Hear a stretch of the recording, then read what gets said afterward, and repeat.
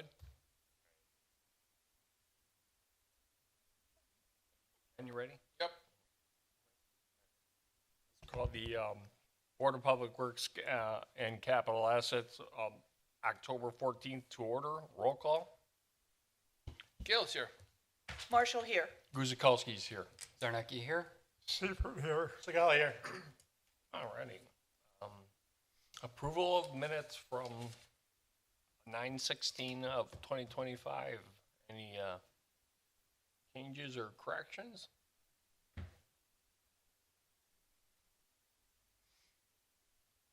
If not, motion? Segali moves to approve the minutes of September 16th, 2025. Zarnecki will second. Roll call. Gill, aye. Marshall, I.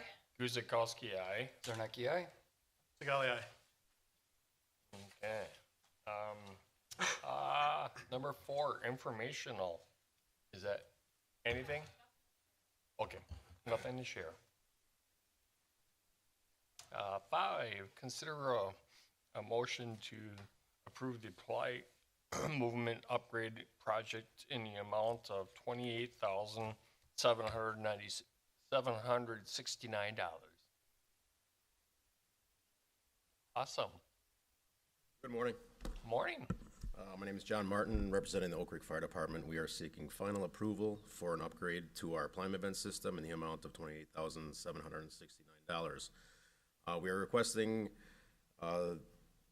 we had requested $30,000 in a CIP item for the project, which came under budget by $1,231. We are changing over climate vent system at our fire stations 3 and 1 to a magnetic system. This system captures virtually 100% of diesel fumes, which are a known carcinogen. We are not changing over the climate vent system at Fire Station 2 with the anticipation that a new station may be built in the near future. Okay. Question? Works for me. Yeah, me too.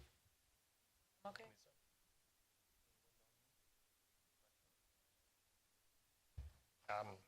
If not, motion. Marshall moved to approve the ply movement upgrade project in the amount of $28,796.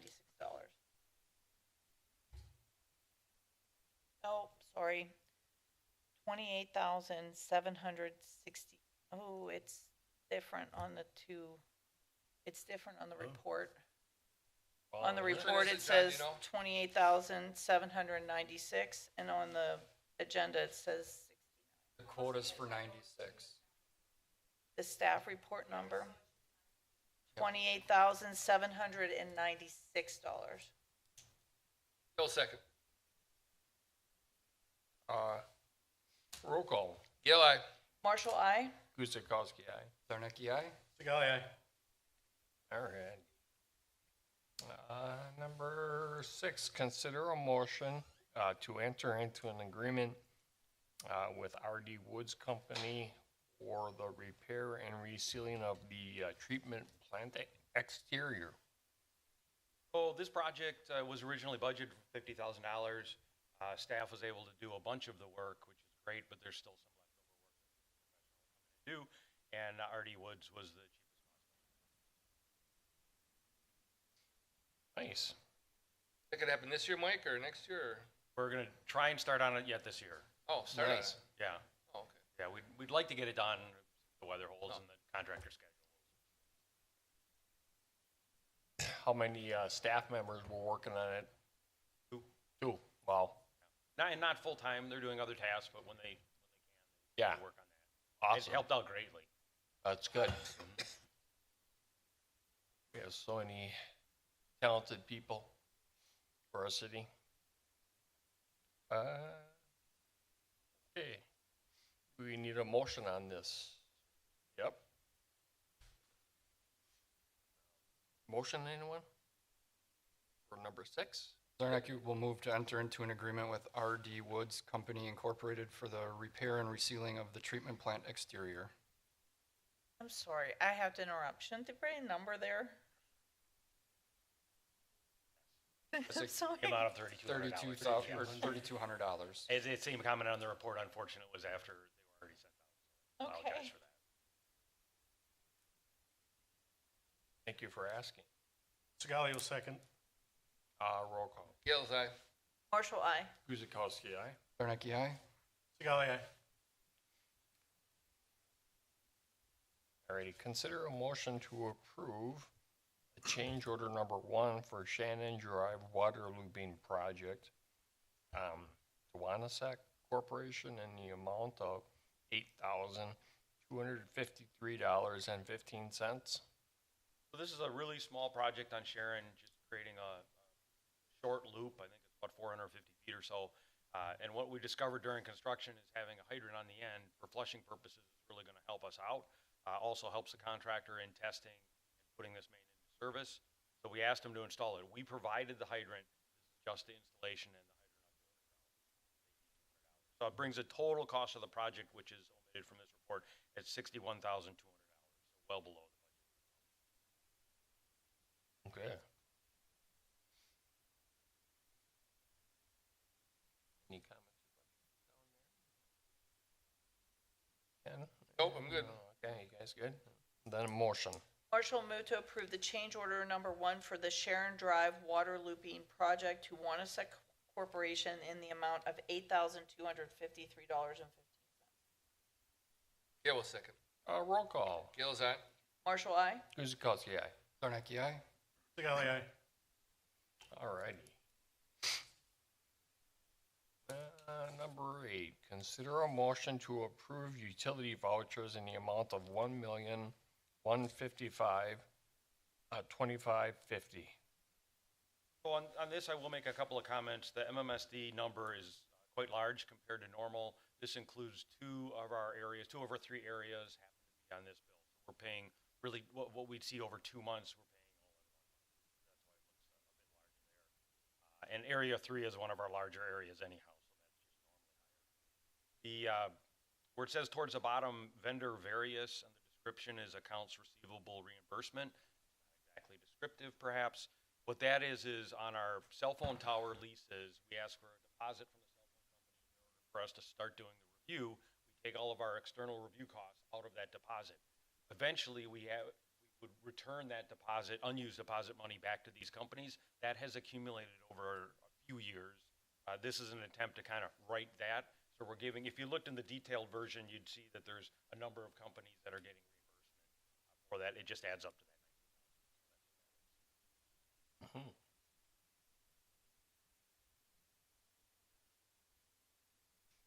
Awesome.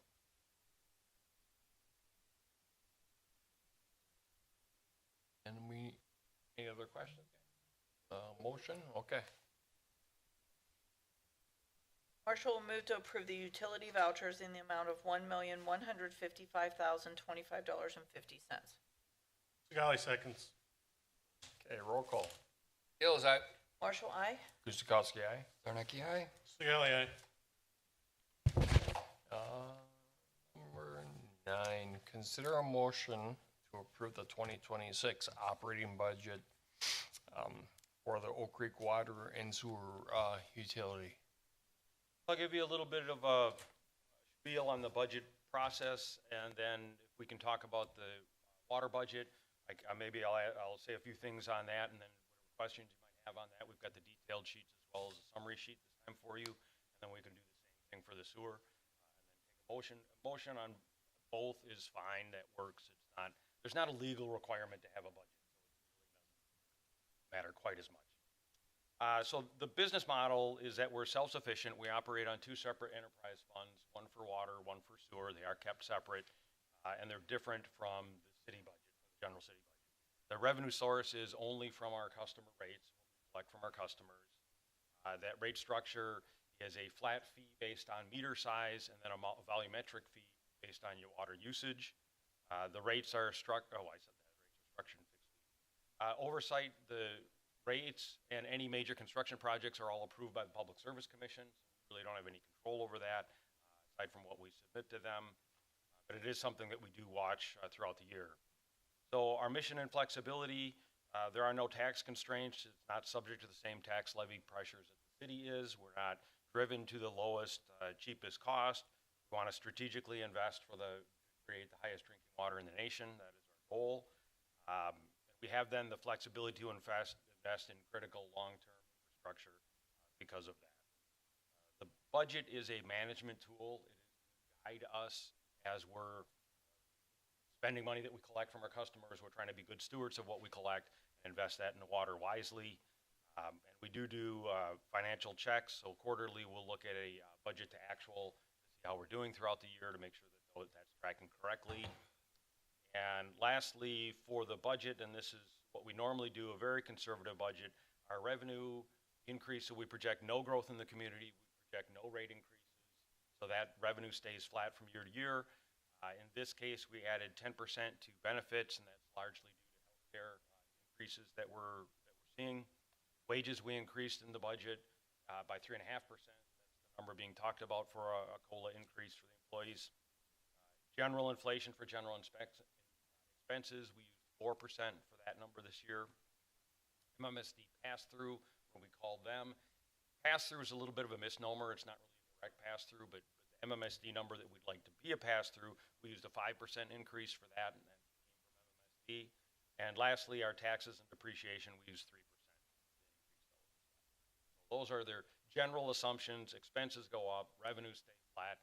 Now let's see where we're going to be and what we're looking at. On the next several sheets, the summary sheet gives you a general picture of what's going on. The detailed sheet just dives into it a little bit further. You can see the revenues on the top, and we'll look at the actual from 2024, what we actually spent, the estimated, what we think we'll spend by the end of 2025 through the end of September is what's used to support that. The budget on 25 that was created and approved, and then of course a couple of variance columns, the budget for 26 that we're proposing, and then the variance between, which is really what we watch, is the estimated to 25 compared to 26. How do those look? Where they differ, and then why they differ is what we'll be looking at. So if you can see the total operating revenue, it's like $10 different. I mean, there's no difference from year to year. That's great. That's very conservative for us. Obviously, we've had growth. We haven't had rate increases. We have had growth, so that helps the utility tremendously. But we want to budget in a more conservative fashion. Operating expenses, there isn't much that really jumps out at me, but a couple of things that we really watch carefully is that depreciation number, coupled with, towards the bottom, it's income before capital contributions. In this case, $3.5 million, or almost 3.6. Those two numbers together are what fund our capital improvement program. Look at those two numbers together. And capital improvement program is what we'll talk about next month, as well as debt service. So it has to cover both of those costs. The taxes number is largely the pilot that we pay to the city in the form of tax. Not exact, but it's largely that. And then the non-operating revenues, that $1.2 million in the budget, that's largely investment interest. That's something that we would want to wean ourselves off of going forward, because we don't know what that investment interest is going to be going forward. For a time, it was zero for years. Now we've got quite a healthy number, because that's what we're seeing. But that may not. You have to be a little careful. And the very third from the bottom. The capital contributions with the capital contributions, so those are developer projects that put in water and donate that to us. That's just a guess. So we kind of look at past years and we just put a number in there. It's just a placeholder for this document. It's not something we strive to. And then if it turns out to be zero one year, it really has no effect on the budget. If it turns out to be $1 million, it has no effect. It's donated to us. So it will factor into our assets that we own in the future, but not today. That helps.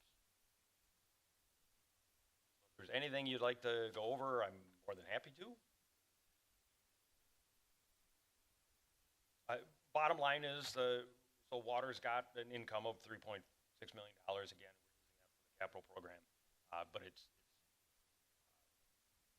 our revenues exceed our expenses. Mike, how far out have you guys planned for cash flow off the cash balance?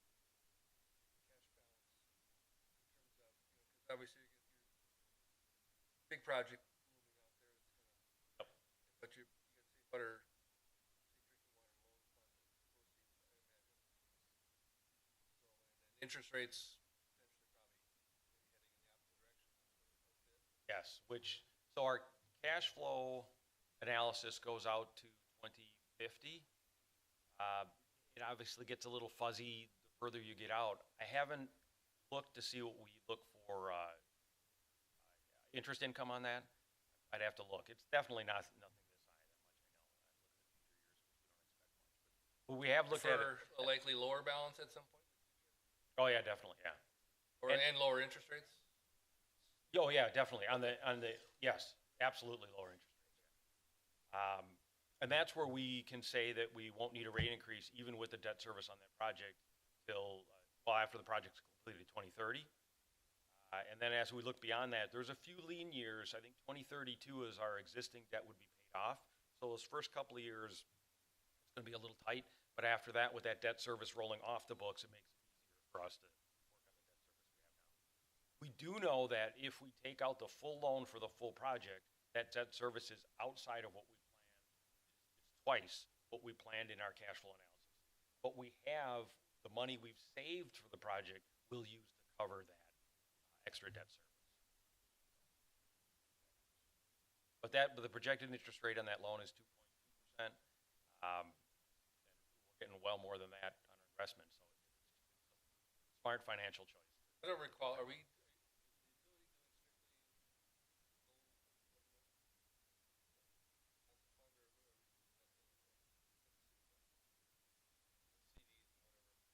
Oh, we do just LGIP now, local government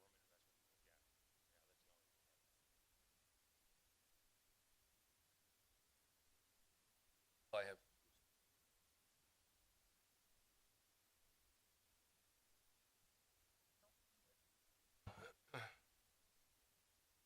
Need a motion.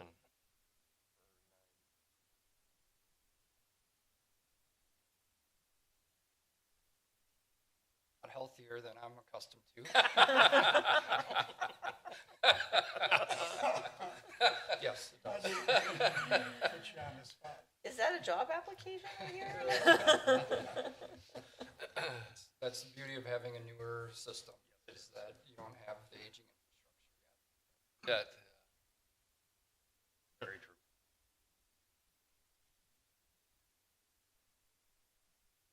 Motion. Marshall will move to approve the 2026 operating budget for the Oak Creek Water and Sewer Utility. Zarnecki will second. Roll call. Gale's eye. Marshall, aye? Guzekowski, aye. Zarnecki, aye. Sigali, aye. So if I can just touch on a few things on the sewer side, that usually doesn't run quite as well. It's actually doing pretty well right now. So similarly there, same revenue projections, same expense projections. We expect no growth and no rate increase. And we haven't had a rate increase on sewer sites since 2010. We do show the MMSD at about 4 million. You can kind of see they're almost identical numbers on the revenue versus the expenses. We're trying to match those as best we can. The rest of it, depreciation in this case is $597,000. The income before capital, that's that rate of return, if you will. It's about $500,000. Those two together fund our capital program, and we have no debt in sewer, so there's no debt service associated with that. That's really the big thing there. The bottom line, my bottom line really is without the capital contributions, so that $500,000, there's been a lot of years that we've been just a little bit negative. We've been $60,000. It's right on the line there. And we have been watching really carefully. Do we need a rate increase? It's been so long. You don't want to go and have a 10, 12% rate increase. You probably should have been doing them all along at that point. So we're really cognizant of that. In this case, the non-revenue or non-operating revenues, that interest is about $450,000. So of the 497, 450 of that is interest. So that interest changes or goes away, or the economy changes a bit, and we could be right back down to where we sort of expect to be. It's fine. We're doing good. We're not trending in a poor direction, but it is something that we do want to watch. Much of the interest, Mike, I don't remember, is the intergovernment loan. It's almost all of it. I don't think we have much in checking at all. We have under $2 million in checking, so the rest of it, water and sewer combined. So I'm talking the The rate? the low and the water side. Oh, great one. I don't remember anymore. Let's see.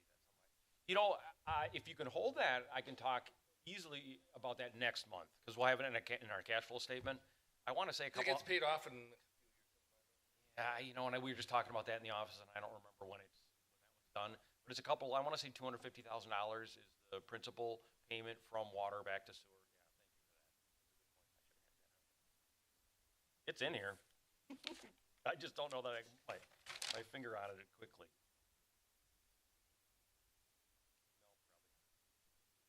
Looks like it was estimated at 45,000 for 2025. Interest on it, Okay. yeah. Thank you.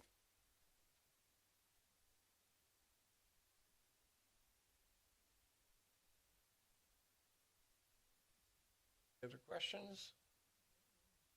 Ken, Lisa, nothing?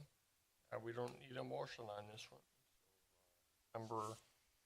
Number 11, consider a motion to recommend road. Wait, what about 10? who's asking? Oh, sorry about that. I thought we just finished that one up. Number 10, any questions or comments? Oh, Ben, sorry, not paying attention. I actually do have a couple things this time. So, on the administrative report, it shows the industrial component from, compared to last year, is down 27%. Know that there's a bunch of going on at the power plant. We're gonna dig into that a little bit more. Between 23 and 24, they went up, presumably a leak. Between 24 and 25, they went up again, and now they're going down quite a bit. Now, we expect them to go down, but the fact that they were going up those 2 years in a row has us a little bit puzzled. So we're gonna dig into that just a little bit more, but did expect that to go down. The laundry company's also gone down. We've seen that over the last several months. Not exactly sure why. I think that's just their business operation. We have not had conversations with them on saving water or trying to get a credit for evaporating water or something like that. We haven't had those conversations. So I don't know if they're doing less business or they're being more efficient. The underground facilities rehabilitation project, we did get a incompleteness letter. It's incompleteness letter number 2. There's some really interesting questions in there, like, you please verify that you're gonna put the building footprint and the construction of the walls and the roof to the insulation standards of the building code. Come on now, really? That deserves incompleteness in the application? Yes, we're gonna apply to all the codes. It's just ridiculous. There was a whole bunch of archaeological questions that we've already gotten the determination that there's no archaeological impact of this project. Well, now we have to answer all these questions. Well, what would you do if you found this? What would you do if you, it's a delay tactic in my opinion. One of the things they did ask for is the water demand information that we got from our customers, Caledonia and Franklin, were just numbers. There was no methodology behind it. And the numbers are reasonable. Franklin's maybe a little bit high, but they're reasonable. PSC asked for that methodology, is how they came up with it. What are those calculations? I think that's a fair question. So put that out to our customers, and both of them said they'll get back to us shortly. We should have our response back shortly to the PSC. That'll give them another 30 days to review. I would expect they'll open their investigation after that. And then the first step is data requests. So we'll ask more questions. It's not a short process, but that's fine. Intake cleaning and repair, we've talked about this a little bit. The contractor has moved in over the last couple of days. Due to the conditions in the lake, he probably won't start any kind of cleaning work until next week, but he's going to do some assembly this week and maybe look at our potassium permanganate line that we have. But he's in. We'll take some pictures down there. It's a pretty big operation. He's going to have 6 or 7 large trailer-mounted pumps on the lake shore. All these pipes coming into the shore well and then flowing that water back out. Can you see it from the top where the beacon is? No? Can see the leak in our line when we're back flushing through it, because we did that last week. You can see it. That's only about 200 feet out, but at 3,000 feet out, No, the operation on the shore. oh yeah, absolutely. Okay. Oh, absolutely, yes. Sorry, I should have clarified. Yeah, absolutely. So that's going on now. He'll be here until it's clean, so it could be, and it's 24/7. They're running those pumps constantly once they start. Over the weekend, doesn't matter. He's not sure if it's 3 days or a week. It's just whatever it takes to get that cleaned out. And let's see. The remote radio replacement that we're doing for our remote stations, really want to shout out to Dan Nemi. He's done an absolutely fantastic job with that project. He's just taken it and ran with it. He's worked with the vendor to get the radios in. He's done the actual installation, optimization of the radio stuff, and the new radios are working fantastic. Really, really, I mean, it's not like we have project meetings and say, hey, what's the status on the Dan's he's just on it. He's doing amazing. Nice. Yeah. And then lastly, MMSD, the 10th Avenue laterals, that MMSD put in a line down there on 10th Avenue on the east side of town in 1996. Since then, the laterals to the private homes have sagged as a result of that construction, and MMSD acknowledged that, and they're finally getting around to fixing it. We'll have a contractor out there. Yes. So here's the question. We had, and it's voluntary for the homeowners. Hey, knock on the door. We've got this video of your lateral has got a dip in it, and it's collecting water and could be a problem in the future, and these people over here are willing to pay to fix it. You've been there 30 years. Or maybe you bought the house 20 years ago and didn't even know about any of this. Never had a problem. There's no sewer backups. I don't know that I want you digging it out, Anyhow, there's 5 that they're doing out there, and they'll start that within the next year or 2, I would expect. Yep. We did have, I showed you the water lateral. We did have that. That was on our side, 6 feet from the house. We talked about that. That was it on the administrative report. Well, there was one more. So the DNR completed their sanitary survey down at the treatment plant, and I love the way Mike Roby wrote this. There's no new deficiencies were found. It sort of sounds like there's no deficiencies found. No, there's no new deficiencies. The existing ones for the CT tank still maintained. We'll still see that in the report, but everything else went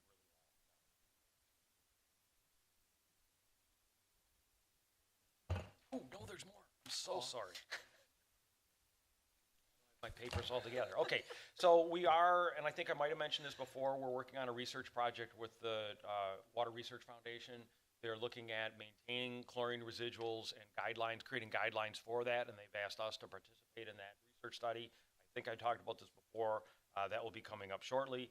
And then lastly, we did receive the Utility Achievement Award. I know that's been on Facebook and things like that. And it's just nice for the local section, the state section, to honor something that we're doing on the national scale, right? So it's honoring us for maintaining our tenure for the Presidents for Safe Water, or the President's Award and the Partner for Safe Water at the treatment plant. So it's really nice to be recognized for that. Now I'm done, I promise. Sure.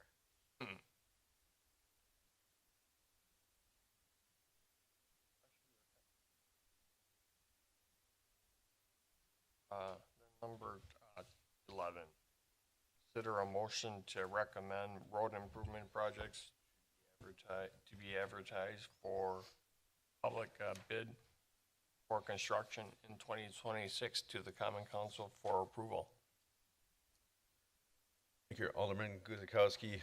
Matt Sullivan, Assistant City Administrator and City Engineer. I'm going to kind of just give you a background on the process, or background on the project itself, and then I'm going to hand it over to Andrew Ledger, our design engineer, who's kind of taken the program itself and moved it forward. But yeah, last year in 2024, we had discussions on expanding our surface road transportation enhancement.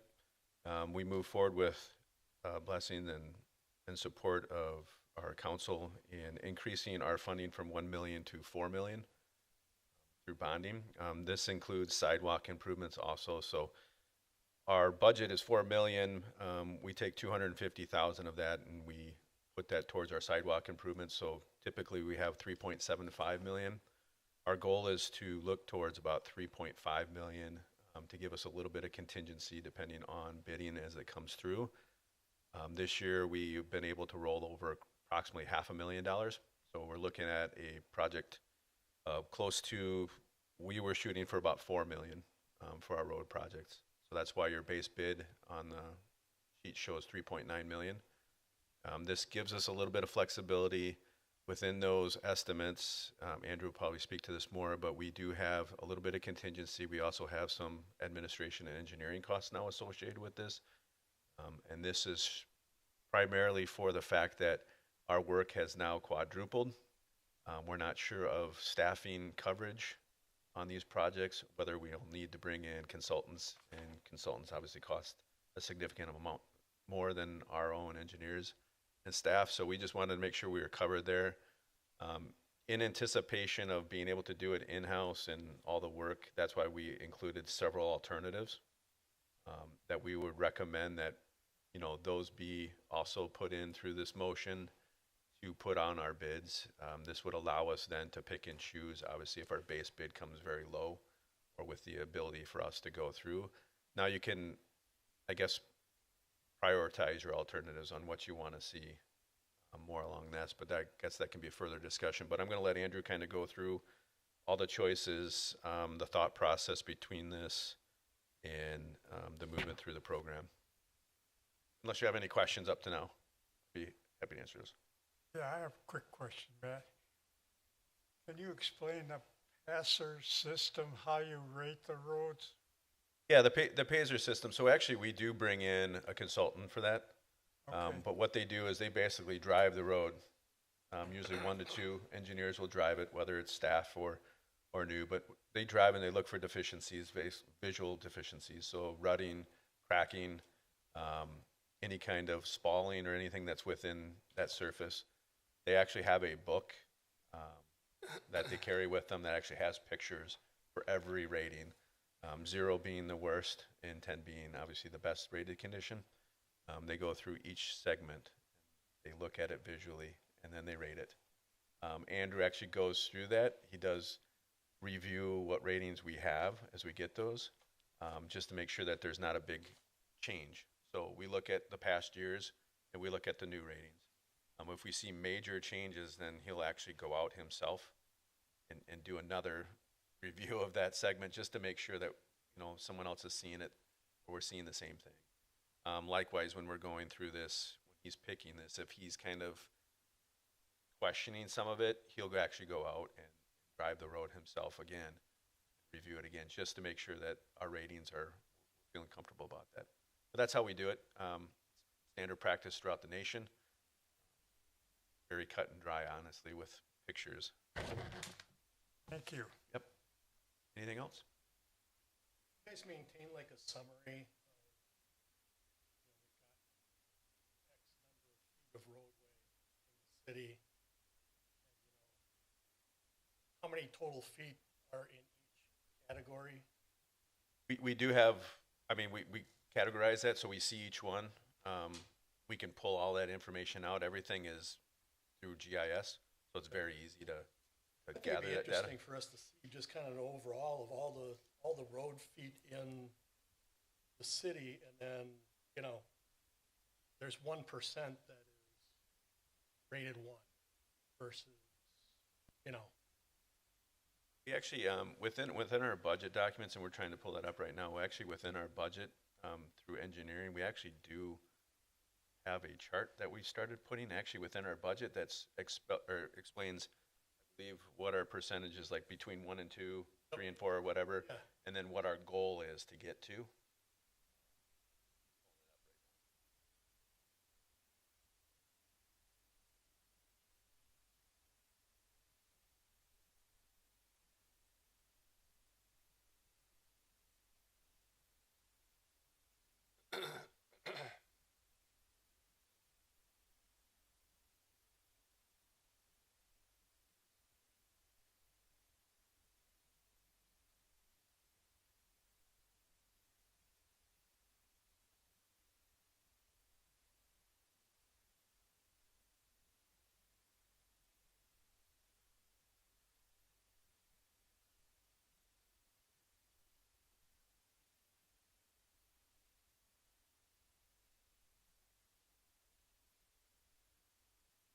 Yes, so right now our condition frequency report, so we'll start on the low end, our 1 to 2, which is our worst condition, 0.6%, so it's very low.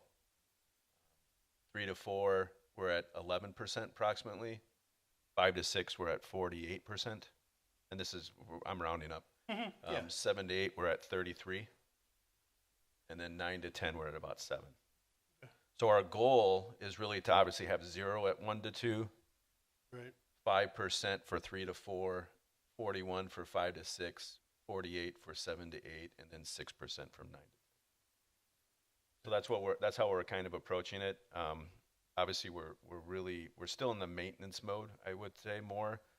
With the 4 million, it actually has opened the door for us to start looking at doing some reconstruction, which we were pushing off before, but we're still primarily focused on taking care of our 4s and 5s and trying to push those towards our upper end. Sure. Our system is old. We have several roads that were done in the 80s, which are concrete, which haven't been actually maintained or touched. So really the life expectancy of concrete, we're looking at 60 to 70 years.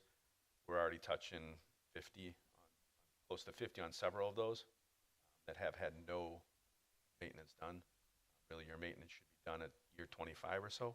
So we're behind a little bit, so we're trying to catch up. And once we catch up, then I think then we'll be able to, execute the program in a much better. Yeah, I think it's just interesting, we see the ratings on your spreadsheet here, and figured, I see mostly 4, 5s, and 6s, so I'm thinking we must be doing pretty good. I just thought it was interesting to know what overall we were looking at. Yep. So I'm gonna hand it over to Andrew, and he kind of talk from each section and kind of get down to more of the nuts and bolts on some of the decision-making process here. Morning, board members. Andrew Ledger, design engineer. So as city engineer Sullivan spoke about, we do use the Pazer system to kind of prioritize our roads. Then we do also look at things such as functional classification, traffic volumes, and then also feedback that we've received from the different departments and council members. For 2026, Matt had identified, we're looking at proposing a base bid structure with 5 alternates included in there so that we can backfill with those alternates if there is additional funding available, because we have had let savings in previous years. So we can try and get that, utilize that. Just kind of a high level overview for 2026 within the base bid, we're proposing about 10,678 feet of local roads to be rehabbed, 2,640 feet of roads classified as collectors, and then 2,670 feet of minor arterials. That's going to be a total centerline length of 15,988 feet. However, within the base bid, we are proposing to rehab East Peach Road from Howell to Shepherd. That's a 4-lane section, so that'll be significantly more lane miles than the rest of the streets out there.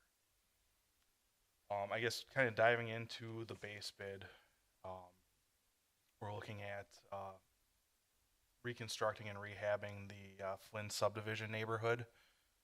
We do have one section of road up there that is rated a 2. It's pretty severely deteriorated. So looking to bring that whole subdivision back up to a 9 or a 10 out there. Looking at reconstructing 3 of the segments within there and then mill and overlay on one segment that's rated at a 4. Our next group of streets would be Lakeview Drive and Mona Court. Those are some of those older concrete streets. The water department does have a water relay scheduled in that area. So that's why we're looking at a reconstruct out there. That would be a joint project with a cost share with water for those 2 streets. Andrew, that's our expected share of the cost, or is that the total cost? That is the full cost that's budgeted in there. That cost share portion, we'll have to work that out with water still. So that's the maximum that we would expect those 2 sections to cost. And maybe what are some of your options, alternatives that come out of that? So we would be looking at approximately 750 there. So potentially depending on where we're at, maybe we can bring in like alternate 1 or alternate 2, depending on what we find with that. we are planning to have all those alternates designed for bid, obviously. So whatever we wouldn't bring into the project this year, we would expect that that would probably be included in next year's project. I like the idea of the alternate. It gives you Yeah, we've the last couple of years. been handy to have those ready to go. Yeah, Pat 'cause- and Andrew, sorry, I know that those are concrete sections up there. I know in the past we've used it on concrete sections.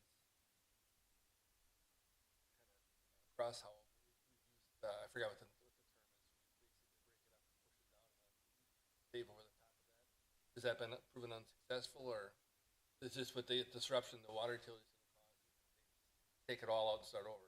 Yeah, so if we were just rehabbing those sections, we would be looking at more of a mill and overlay similar to what we've done in the Manor Marquette neighborhood, and up on Crane Drive last year.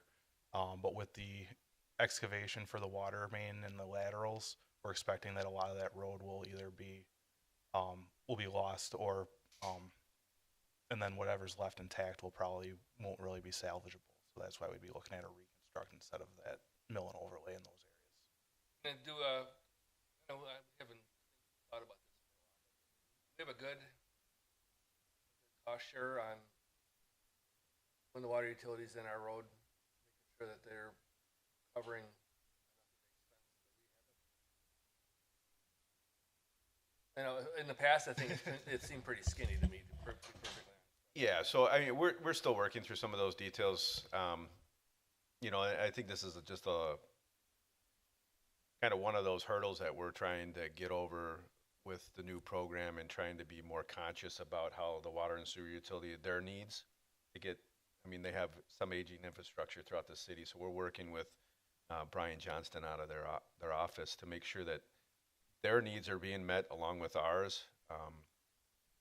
You know, obviously it's delicate as far as being able to identify those on how we would handle it. So we're still working through that process, and that I think that's why we went ahead and showed what it would cost us, the 700 or 750 or whatever it is, just to make sure that what we were covering in here, we had that budgeted. Now, yeah, I think in our last few instances we've been working on the fly. We've been trying to get the projects done. I think this actually will give us more of an opportunity to work with them to make sure that the cost share makes sense and is reasonable for both parties. Kurt, you probably have experience with that. I imagine you wrestle with cost shares. Sounds like you guys are a little bit more generous to the utility here in Creek than we usually fund at least half of a road project. Yeah, we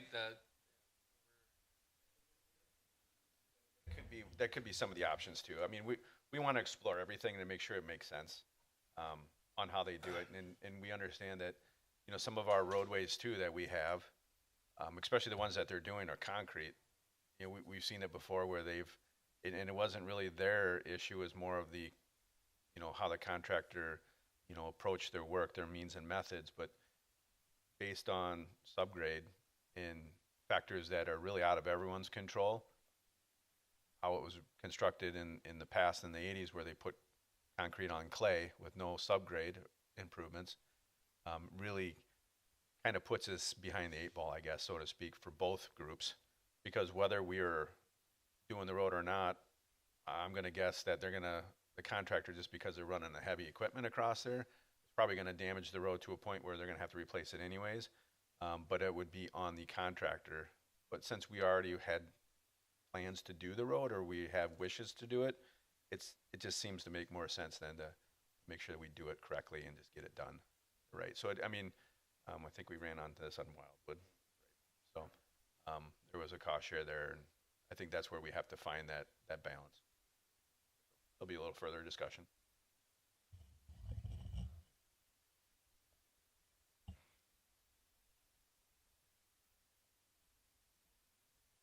So I guess then moving down the list, we have Stewart Court and Stewart Drive. That'll actually finish out that subdivision west of Verdev, between Verdev and Howell there. So we can get that all wrapped up. That next section, we have Shepherd Avenue from Fitzsimmons to Highway 100. That just became a continuation of the work we completed south of Fitzsimmons. That also kind of fits well into next year's schedule, because the DOT has work scheduled along Howell Avenue and Highway 100 next year over to Shepherd Avenue. So that intersection at Shepherd and Highway 100 will already be under construction, so it's a good time for us to get in there and take advantage of the fact that there will be impacts there. That's also, we do also have LRIP funding, that's Local Road Improvement Program, that's funded through the state. We had applied for that back in 2024, so we'll then get that grant closed out as well. Then the final streets here, we have Shepherd Avenue from Putes to Groveland. We're proposing a mill and overlay in that section. The water department did go through and do some trenching. Prior to that work, the ride through there had already been fairly rough. It's still a rough ride through there, so we'll get that milled and overlaid. Looking at Putes Road from Howell to Shepherd along the high school there. Proposing a mill and overlay, and then also looking at how the current median openings fit with their plans for their reconstructed parking lot once the natatorium project is complete. And then Centennial Drive from just west of Howell over to Shepherd. Again, another street that's seeing some deterioration, so we want to get in there and get that rehab before that gets any worse. Okay, I have a couple things. Okay. So for Shepherd, Putes, and Centennial, you understand that's the parade route for Yes. the 4th of July, okay? Yeah, we will have to make sure that we are very stringent on how that needs to be staged. Thank you. So yes, we are aware of that, and we'll need to make sure that we have that. Thank you. Yeah, that's a good point. Alderperson Marshall. So Andrew and I did a lot of discussion on this, and obviously when we have events like the 4th of July, our parade routes really speak to what our city is like. So when you have other people coming in and our roads are deteriorated and failing and they look poor, that was one of our reasonings for this was, it's already at a point where we should be doing some maintenance to it, so let's just get it done.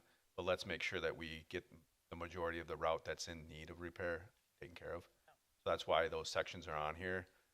I'm anticipating with mills and overlays, they go pretty quick. We've had a lot of good feedback from our contractors currently when we do put on constraints on their time. Like, you have 2 weeks to get this done. You must have it done before this date.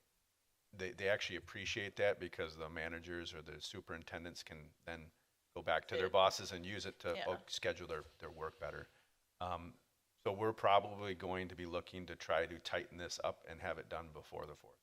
Before, okay. That's what we perfect. would prefer. That was my next question, so. I think that's what we would prefer to see happen. If we're gonna do this, let's do it, make sure it looks nice, but have a very stringent, you start here and you end here. Now, it's gonna be real tight because school gets out this first week of June.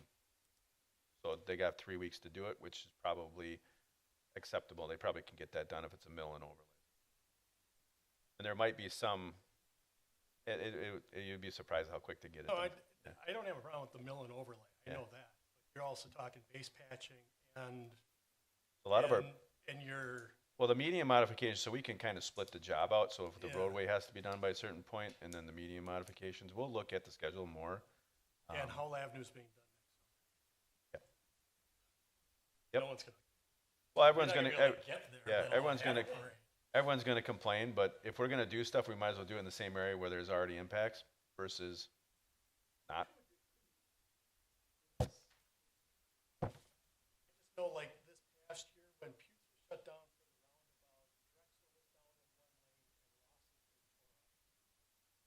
Sometimes it's just difficult. I mean, try going eastbound on Drexel during that time, at the end of the day. The off-ramp from southbound would block both sides of traffic, so no one could move. They wouldn't move until later. By then, the red was already for eastbound at the exit ramp. So they just filled it in again, and if you were sitting west of the interstate on Drexel, you sat there. Because there was no other route. I guess when you talk north and south for Howell though, they'll be pushing them either to the interstate or 13th. I'm just thinking about Hole going on. It almost takes out that entire area for that length of time, because you can't use one or the other. At least having an option to get from Hole to Shepherd, if Pugh's being worked on, they have Centennial, but if that's down to one lane and Centennial's being worked on, it just creates a mess right now. There's so many road projects going on in the same area around the same time. And I guess, we can look at that and we can push it if need be and take our alternatives and push them forward. So there's always options for us to do, and I think that's why we want to give you the alternatives for discussions of this type. There's always going to be an impact anywhere. There'll always be an Yeah. impact, but again, you're looking at a tight window between the school letting out and the 4th of July. No, Yeah, for so- Pewds, Shepherd, and Centennial. Right, well, exactly. I mean, I think Pugh's is the one that you really have to play the school schedule on. Same with Yeah. Shepherd. Yeah, Goes for same with Shepherd. Shepherd. I mean, the school buses. Centennial, Yeah, if not that's so all they're much. doing is milling overlays, I mean, those are literally a couple days. Yeah, because we're Granted and paving. I mean, and our base patching generally is a mill that sinks. You don't have backhoes, or. I mean, that's what we've done in the past, and that's how the contractors have handled it. So, we'll take. Let's just take example. Fairfield, which is 9,000 linear feet. We had that milled in 2 days, and then they had base patching done in 2 days.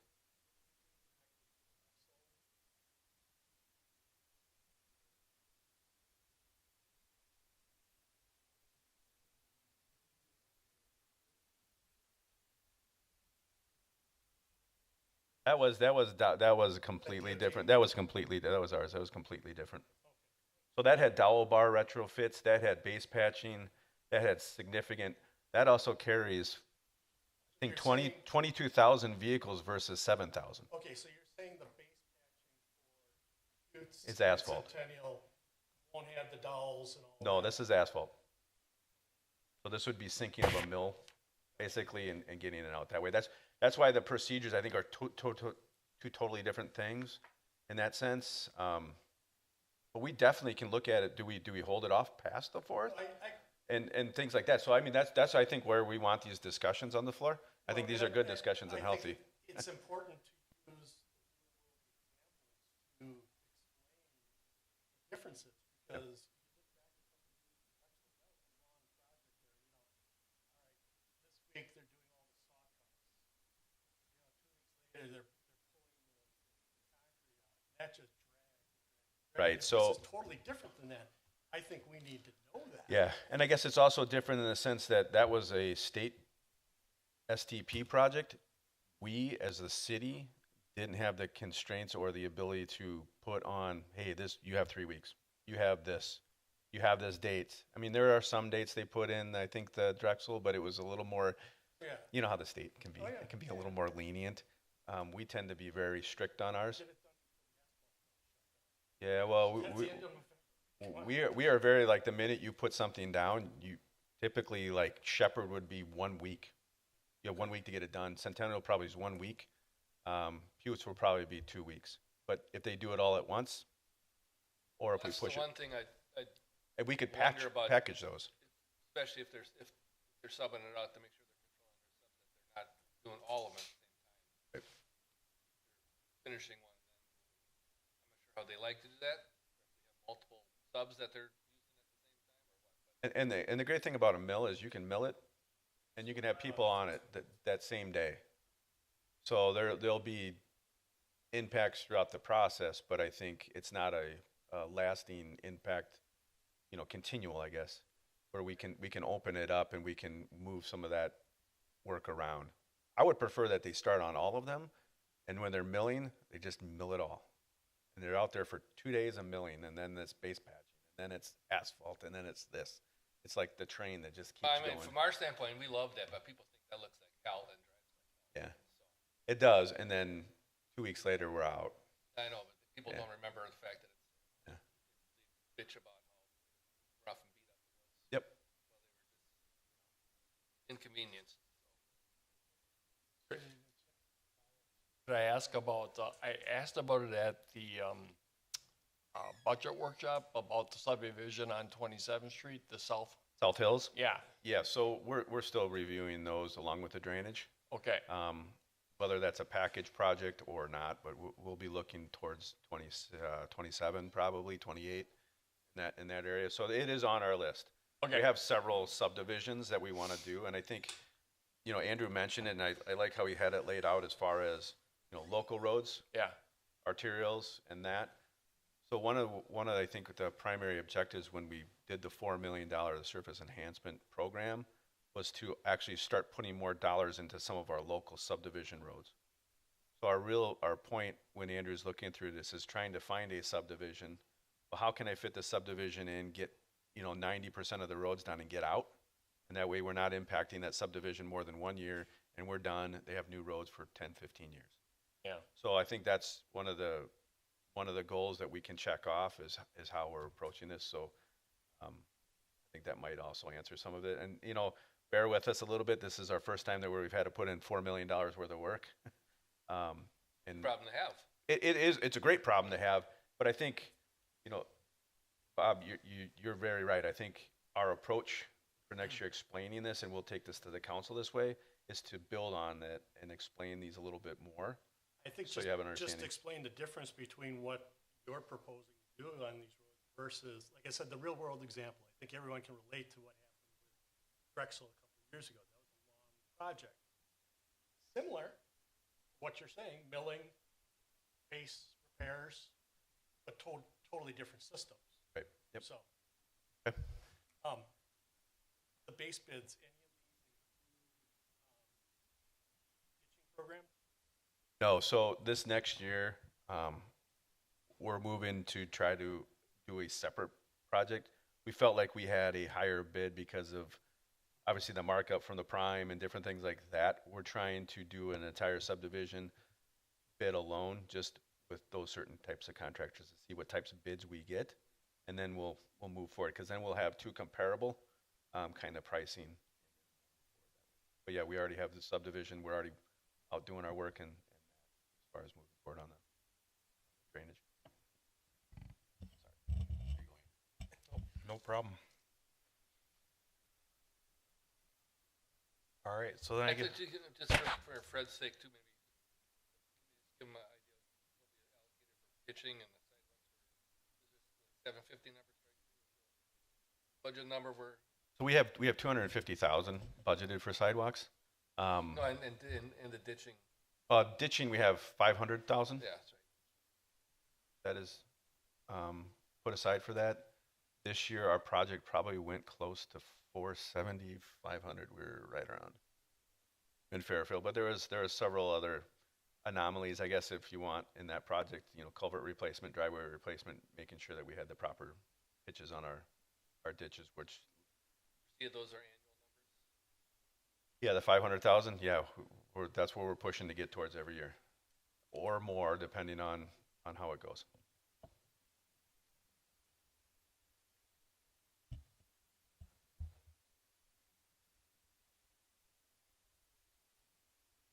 all right, so I guess I'll just jump back into the alternates real quick here.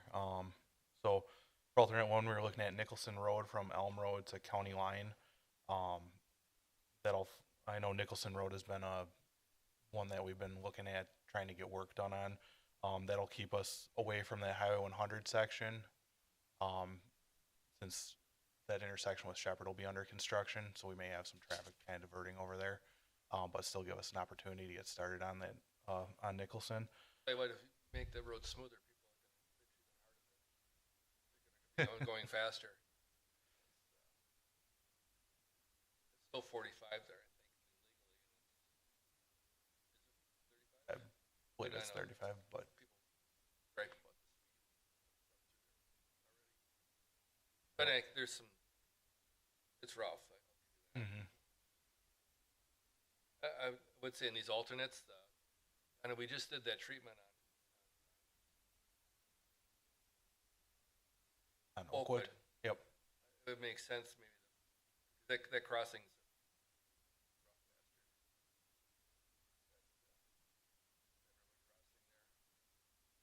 Just east of Willow Creek, Yeah, we do still, so we, as an alternate. Willow Creek. yeah, I think the alternate. nope. So the, yeah, so the, those railroad crossings actually were, budgeted in a previous budget. The one at Oakwood and the one at Elm. We're just working through coordination with the railroad and then also coordination with DNR. The issues we're running into with those two crossings are, the one at Putes was kind of an easier fix because the railroad was actually a little bit lower than where the road was, so we were actually kind of cutting that hill down to smooth that out. These crossings at Oakwood and Elm, we actually need to kind of build up the road approaching it. So then that kind of extends out into impacts to the sides of the roadway. And there's wetlands on both sides, and there's also culvert pipes underneath the railroad there. So we need to look at how we can carry that water through under the roadway, and then also looking at minimizing those impacts to the wetland areas adjacent to there. So we are working to get those crossings included in this contract since that funding's already there, pending approval from DNR. Working with the railroad. Didn't realize So, we had already budgeted. yep, yeah, we've been working through that. Unfortunately, working with the railroad, sometimes they take a little bit of time to get back to you and answer your questions.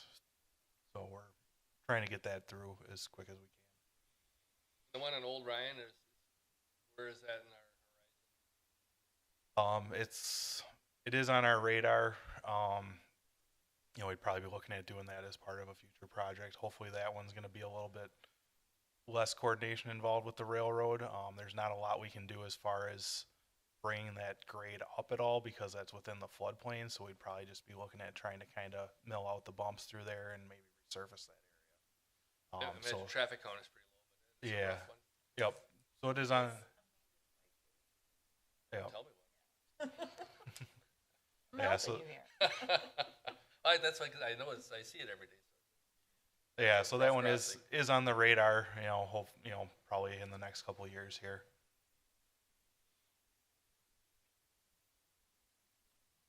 So then I guess kind of finishing up the alternates here, we have alternate 3, 4, and 5. That's the Camelot Hills subdivision. Looking at, the only reason we split those up is that gives us a little bit more flexibility depending on what our where that base bid comes in. Whether we can go, that gives kind of $100,000 project or up to a $300,000 project that we can slot in, depending where we're at. So that kind of wraps up what we have. Some options would be to approve the base bids and alternates as they're presented here. We could also look at, swapping out one of those alternates for one of the projects within the base bid, if the board so chose. Obviously, you could direct us to go back and look at some additional streets.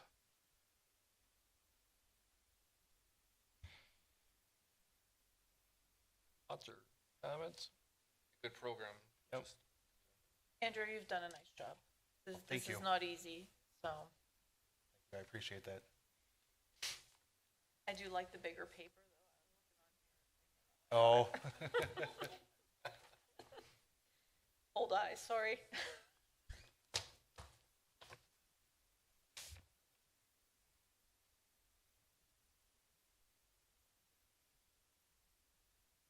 What do we need here for motion? Marshall will move to recommend the road improvement projects to be advertised for public bid for construction in 2026 to the Common Council for approval. Kelly will second. Roll call. Gills, aye. Marshall, aye. Guzekowski, aye. Zarnecki, aye. Kelly, aye.